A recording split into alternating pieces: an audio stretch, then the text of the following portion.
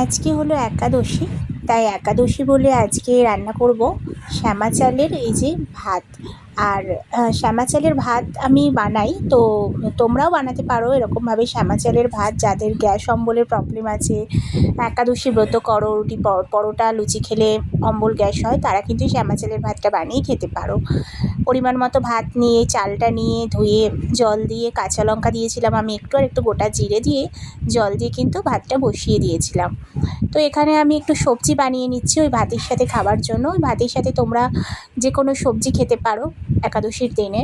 তো এই জন্য আমি একটা ফুলকপি আলুর সবজি, ফুলকপি আলু সয়াবিনের একটা মাখা মাখা করে সবজি বানাচ্ছি। আর তোমরাও এরকমভাবে শ্যামাদানা খেয়ে, মানে শ্যামা চালের ভাত বানিয়ে বাড়িতে দেখতে পারো, ভালোই কিন্তু খেতে লাগে। তো আমাদের তো নেপালে শ্যামা চালটা পাওয়া যায় না, সেই জন্য এবারে যখন ইন্ডিয়া থেকে নেপালে এসেছি তখন কিন্তু বেশ কিছু শ্যামা চাল নিয়ে এসেছি।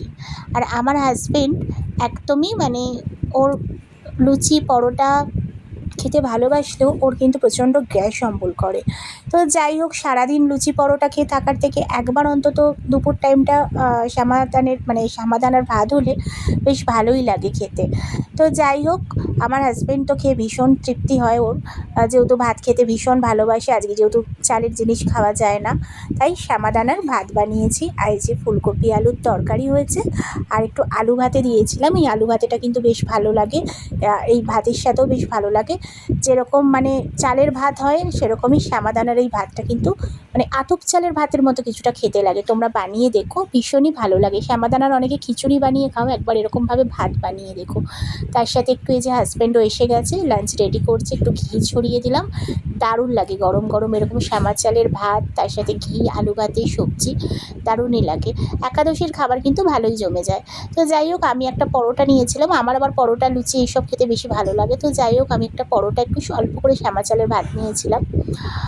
আর চলো, এবার দুজনের খাবার রেডি করে নিয়েছি, এবার লাঞ্চটা কমপ্লিট করে নিই। 1:30 মতো বেজে গেছে। সবাইকে রাধে রাধে।